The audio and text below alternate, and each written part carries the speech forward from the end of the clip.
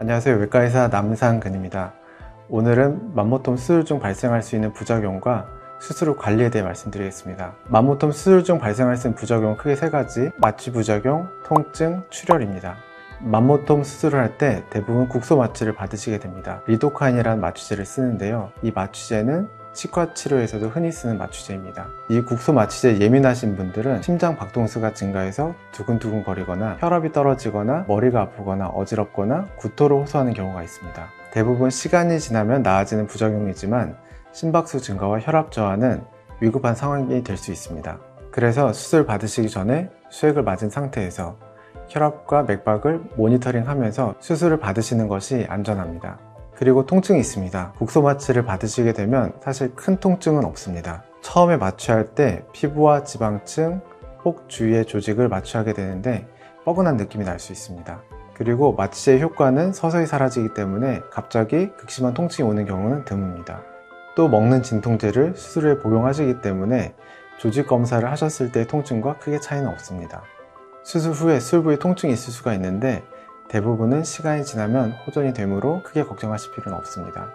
제일 중요한 것은 출혈입니다. 수술 후 출혈 가능성은 절개하는 수술보다 높고 대량 출혈도 드물지만 발생할 수 있습니다. 그 이유는 절개 수술은 피가 나는 것을 보면서 지혈하고 수술을 끝내지만 맘모톰 수술은 작은 절개창에 바늘을 넣어 수술하기 때문에 압박으로만 지혈이 가능합니다. 그래서 혈액응고 억제제와 아스피린을 드시는 분들은 주치의와 상의하셔서 일주일간 복용을 중단하는 것이 안전합니다. 맘모톰 수술 후 압박붕대를 하시게 되는데 이것도 출혈 위험 때문입니다. 조금 답답할 정도로 압박붕대로 가슴을 압박한 상태에서 침상에서 안정을 취하셔야 합니다. 그리고 팔을 과도하게 움직이거나 가슴의 근육이 자극되는 운동은 당분간은 피하셔야 합니다. 다음은 맘모톰 수술 후 어떻게 관리하시면 되는지 말씀드리겠습니다. 맘모톰 수술 후 관리에서도 가장 중요한 것은 출혈입니다. 수술 후 출혈이 다시 생길 수가 있기 때문에 절대로 무리하지 않으시는 것이 중요합니다. 일상생활은 얼마든지 가능하시지만 압박 붕대나 압박 불안은 하루 정도는 꼭 유지하시는 것이 좋습니다.